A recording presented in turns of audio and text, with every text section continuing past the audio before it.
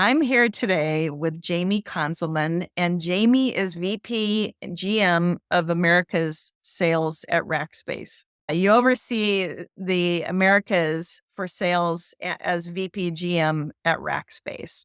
You're a keynote speaker, executive coach, and author of Dealmaker. I'm so thrilled to have you here. We've talked for a long time and been wanting to get you on the podcast forever. So thank you so much for being here. Oh, it's my pleasure. Excited to be here. Any chance to just chat with you just makes my day. Yeah, we actually got to meet up in Vegas when we were there we went to a Fempire dinner. Shout out to Right. Fempire. Was that fun? Yeah. Such a fun evening. And you're a sales leader in the tech sector, and you have been for some time. You've worked, in addition to working for companies like Rackspace, you've worked for Unisys, Xerox, Axiom, other organizations. And you have an interesting journey in terms of how your origin story. You wrote a memoir, and it talks about your college years and early adulthood. And what I immediately picked up on was the fact that you were a zoology major at North Carolina State University, and your heart was set on veterinary school initially, right? No, that's exactly right. I was an animal lover, and that seemed like my destiny at the time. Yeah, I love that. And then things changed, right? Yeah. So through, I don't know, being around different people, or I'm not exactly sure maybe you can give us kind of an overview of just briefly of what happened next, and then we'll talk about sales. Sure. Happy to, right? It was a big secret for, I don't know, 20 odd years. And then once you publish a book, it's no longer a secret.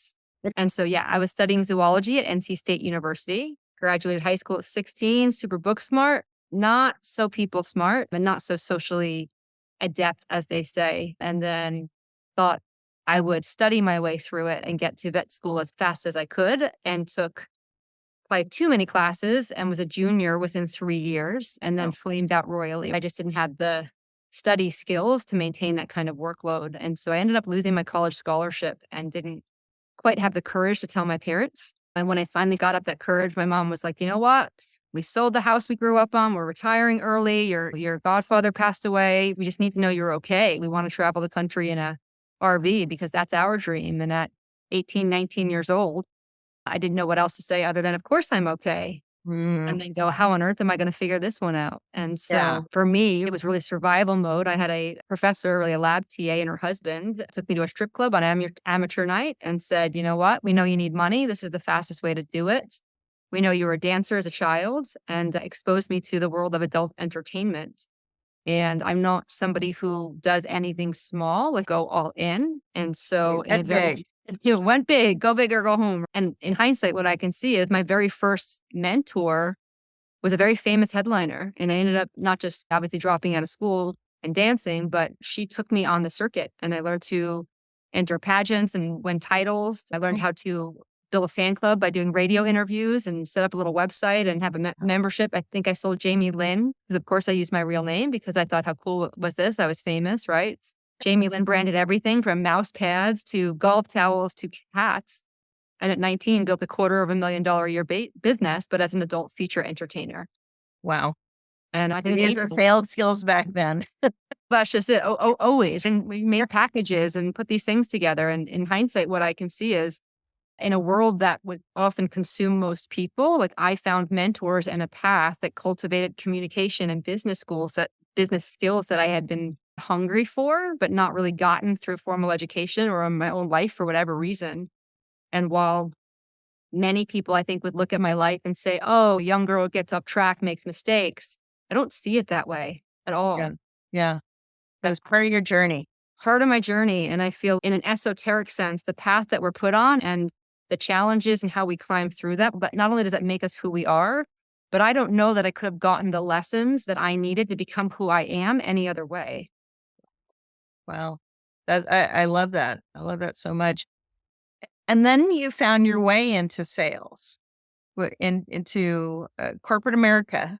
I did. And so I always knew dancing was a sort of a dead end track. And my plan was always like, make the money, go back to college, get a degree in something. And I was dancing in New York City enthralled with all the businessmen that came in there and just started reading during the day, like the self-help section, everything from Franklin Covey to books on sales. If you can, and talking total true story, right? And doing my chemistry homework, trying to get an associate's in business and eventually a bachelor's in business. How to win friends and influence people. Exactly. That's exactly what it was, right? And sure enough, figured out that I didn't know what I wanted to do. And the concept of business was still abstract. If I got an associate in business first, it'd probably be a good foundation. Yeah. So I did that. And then I realized, wait a minute, I literally finished making friends and influencing people. And I thought, if dancing isn't about money anymore, what is it about? And I had this light bulb moment that maybe it's mentors. Maybe if I talked to all of these regular customers that I had and said, how did you get where you are? Would you mentor me? And that night was the last night I ever danced. I walked out of the club that night with probably 25 business cards with Customers, right? job offers. And then the next day I went and interviewed for a tech startup, ironically. And they made me a sales associate. They said they'd cap my hours at, I think, 20 hours a week. But of course, I dove in and worked nonstop. Yeah. But I was insistent, and they had about 6 sales guys, and I was reading a book about sales, and there was a chapter on how you have to talk to people because it's better in person. And I remember going into the 2 founders of the company, serial entrepreneurs, like they had founded hotjobs.com and Biz Travel before that. Yeah. And said, you have 6 sales guys, you probably pay a lot more than me. And all they do is email. And this book says that you should talk to people. I think we should make them call people. Can you imagine 19? Sure. and I said, or even better, we were trying to sell technology services into the casino industry. And so I said, or better yet, put them on a plane to Vegas and have them pick up the house phone and call people, right? And about an hour later, this is still when you went to travel agencies in the late 90s, the CEO founder didn't even say a word. He just dropped a paper ticket on my laptop. And I said, what's that? He said, congratulations, you're in sales. Don't come home till you sell something. And I got sent to Vegas, true story. And I thought, what am I going to do now? And the book I was reading said you write a script, right? So on the plane there, because there was no Wi-Fi in planes back then, I just wrote my scripts and I came out to the Vegas and started cold calling all the casinos. And Talk about lack of sales training. They're like, there you go. Here you go. Good luck. Go figure it out. But I'd been selling, right? I'd sold bottle service as a dancer. I didn't dance most nights. I sat in the back and drank champagne and got paid by the hour, right? That's selling services. Different kind of services. Yeah. But learning how to connect with customers and ask for business. And I really think that foundation is what helped me accelerate my business career. That's amazing. And your book came out a couple of years ago, right? I guess it'll be 2 years ago this summer sometime. Yeah. So we're probably approaching the 2-year anniversary. That's great. It's very evergreen. So I encourage people to check it out. But were you initially concerned at all, or was just like, oh, I was petrified. So I've written 3 manuscripts and then had this ideal that one day I'd be at the high enough level, whether I was a senior director for over a decade. And I always thought, if I make VP, I've made it as high as I need to go, then I can publish the book and it'll be safe. So I kept a printed manuscript, I think in like my sock drawer. And one day I was going to publish it, and one day I was going to publish it. And then COVID happened, and I started to realize the thing I was petrified to do, I needed to do, because how could I be in integrity as a coach, as a leader, telling people there's no shame in taking a different path if I was still hiding that part of my life like a secret. And when I decided, okay, I'm going to do this, I really believed it was going to ruin my business career, but I had to be willing to walk through those doors to be true to who I am and what my beliefs are. Wow. And our society is paralyzed by shame and regret and fear. And so what a brave thing to do. And it's been a very positive experience for you. Yes, thank Correct? you very much. I've been essentially promoted like 4 times, that elusive VP title that I never thought I was going to get. I got a little before the book even published, like literally right after I started that commitment to publishing it, like everything started falling into place. And it's ironic. I love Brené Brown's, so many good books, TED Talks. But yet there was always one quote I didn't like, which is interesting. And I'm going to butcher it, but it's something to the effect of, you either stand inside your story and you own it, or you stand outside and you hustle for your worthiness for the rest of your life. And I can see for myself, while I was still hiding that part of my story, because that's not my whole life story, that's a piece of the journey. Yeah. Yes, I've been very successful in sales, but so much of it was rooted in a fear-based trying to prove something. Yeah. And when we do that, I think we rob ourselves and those people around us of really getting to experience our own true greatness. It's power and force as opposed to empowered. Interesting. Yeah. Because the power, we don't need people talk about, oh, you should empower people. We have the power. We have the capability for our own power, That's whether right. we take advantage of it or not. That's something that I hear people saying a lot, and I'm always curious about that. So you have a motto: "Destiny awaits for those who answer the call." What do Yes. you mean by that? To me, in an esoteric sense, believe we all have a purpose, a dharma, right? There's many words for that in different cultures. I like the word destiny, like it grounds me. And I think it's abstract in that in our society, it's so easy to get conditioned by the external things. I'll be happier when I lose some weight. If I can just pay off all of these bills, I won't stress financially. And what happens in that searching and that looking, it's outside of us. Yeah. That's that forceful power as opposed to empowered, to come back to that same sort of analogy. And so to me, that phrase means, am I willing to do the inner work? Am I willing to get so crystal clear on who I am and make a stand and space for how I serve others through that, that I'll step further and further into that destiny or dharma, if you will. Wow. So the people that you coach, are they mostly executive, or are they mostly women or men, or It's been all over the board. Like, I don't take private individual coaching clients now. Obviously, I'm all in at Rackspace. right? But I get to coach people every day as a sales Yes. leader. Yes, um, yeah. but when I have worked with private clients, it was a mix. And what was really interesting to me is you go to one of those coaching schools and you get all of your certifications, and there's all of this messaging around pick your niche, right? And niche down and figure out. The riches are in the niches. That's right. And I'm a coach who helps blah, blah, blah, who want blah, blah, blah, right? And what I would find is on any given time, I would be working with a demographic of people spanning many ages. Like, I've worked with people who are very successful executives who want to leave a legacy. I've worked with a couple professional athletes that have made their mark but don't know what to do next because their identity is wrapped up in their sport and they don't know what's next. I've worked with children of people within my network who have, for whatever reason, lost their way or not found their path yet, dropped out of college, have something they're trying to overcome. And what I have found is most of my clients, it's more of a sociographic values in common, right? People who are really committed to making a difference in this world, people who Yep. are really committed to finding their purpose or to serving other people, um, but less about it's midlife women who are going through divorce, right? Or something as simple as that. And that's why to me it's so special because your people find you. And one of the teachings in coaching school is, right, every person you coach is a gift, and you often as a coach experience and learn and grow just as much as your clients. And so that to me has been the coolest how I love about what I do because I Mm, learn from everybody. I learn every day. It's I love so that. wonderful. It's fun to teach, but it's also great to learn.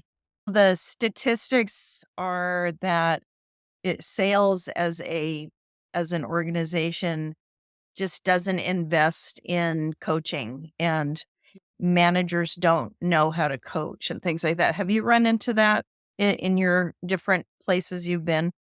I chuckle, right? Because I'm a product of that in the sense that there's one place I worked, very large global French company. I was there over a decade. I think I had 16 different managers across that time and never once a performance review. Wow.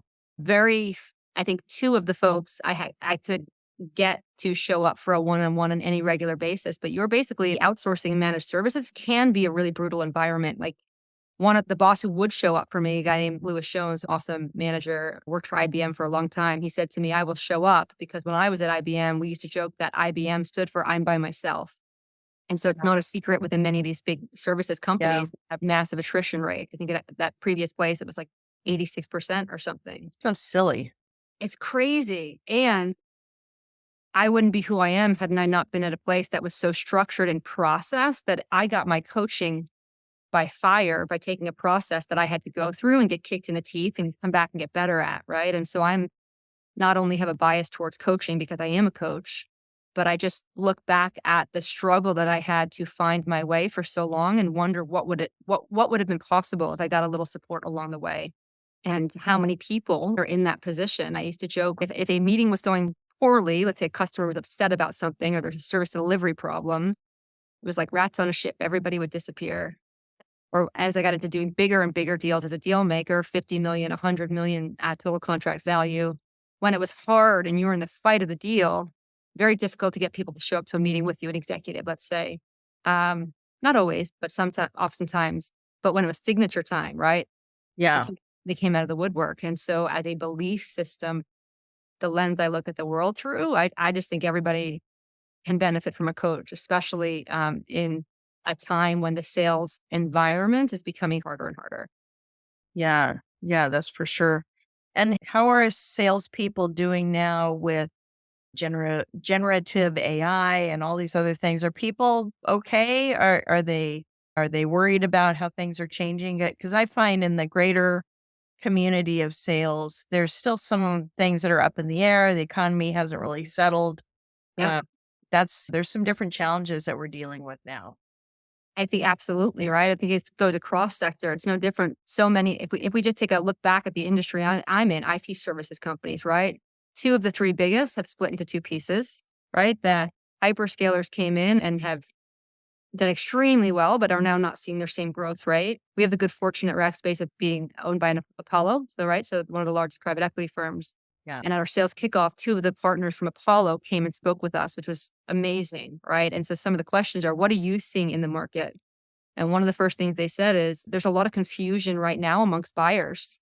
Yeah. If you think of the role of a CIO and how it's changed, it used to be a cost center, right? And Yeah. in many cases it still is. But every company is becoming a technology company, right?